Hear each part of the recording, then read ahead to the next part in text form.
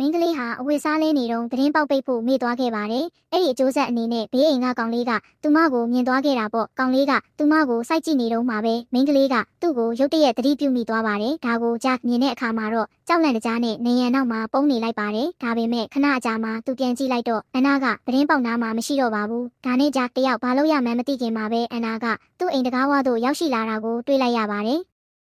ဒီအခြေအနေကိုရင်ဆိုင်ရတဲ့အခါဂျားကချက်ချင်းပဲစိတ်လှုပ်ရှားသွားပါတယ်။အဲ့ဒီအချိန်မှာပဲသူ့မိဘတွေကသူ့ကိုလှမ်းခေါ်လိုက်တာကြောင့်သူလည်းတခြားရွေးချယ်စရာမရှိပဲအောက်ထပ်ကိုဆင်းသွားခဲ့ရပါတယ်။အိမ်ထဲမှာရက်နေတဲ့အနာကိုမြင်တော့ဂျားကသူမဟာသူ့မိဘတွေကိုတိုင်တော့မယ်လို့ထင်နေခဲ့တာပါ။ဒါပေမဲ့မမျှော်လင့်ပဲသူ့မိဘတွေကသူမကိုဘေးအိမ်ကအမျိုးတော်ဆက်သူဖြစ်ကြောင်းနဲ့သူတို့အိမ်မှာခစ်တက်လာနေမှာဖြစ်ကြောင်းမိတ်ဆက်ပေးခဲ့ပါတယ်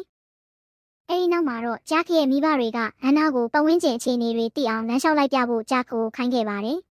နောက်တော့သူတို့နှစ်ယောက်အပြင်ရောက်တဲ့အခါအနာကစကားတခုမှမပြောတာကြောင့်ဂျက်ကပဲအရင်ဦးဆုံးတောင်းပန်လိုက်ပါတယ်။ဒါကြောင့်အနာကလည်းသူ့ကိုခွင့်လွှတ်ပေးခဲ့ပါတယ်။အဲဒီနေ့ကစပြီးဂျက်ဟာအနာကိုအသေးအတန်ချစ်မိသွားပါတော့တယ်။သူဟာစာတင်ချိန်တွေမှာအနာအကြောင်းကိုပဲအမြဲတွေးနေုံသာမကကျောင်းဆင်းချိန်မှာလည်းသူမကိုကားပွဲတစ်ခုစီလိုက်ပို့ပေးခဲ့ပါတယ်။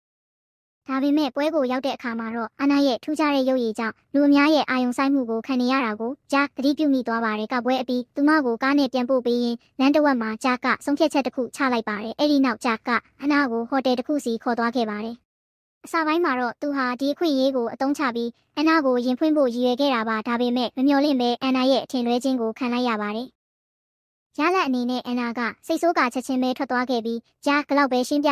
သူမကဂယုမဆိုင်ခဲ့ပါဘူး။ရက်နေငယ်အကြာမှာဂျက်တယောက်အန်နာစီကခွင့်လွှတ်မှုရဖို့နီးလန်းရှာနေတော့မှာပဲထူးဆန်းတဲ့အမျိုးသားတယောက်အန်နာရဲ့အိမ်ထဲကထွက်လာတာကိုရုတ်တရက်တွေ့လိုက်ရပါတယ်။ဒါတင်မကသေးပဲအဲ့ဒီလူကဂျက်ကိုမြင်တဲ့အခါအန်နာကိုအပြင်ခေါ်သွားပြီးပျော်ပါတော့မှာဖြစ်ကြောင်းတိုက်ရိုက်ပဲရန်စစကားပြောဆိုခဲ့ပါတယ်။အဲ့ဒီအချိန်မှာတခုခုမားနေပြီဆိုတာကိုရိပ်မိသွားတဲ့ဂျက်နဲ့သူ့ရဲ့တငယ်ချင်းအချို့ဟာအဲ့ဒီလူနောက်ကိုတိတ်တဆိတ်နောက်ယောင်ခံလိုက်သွားကြပါတော့တယ်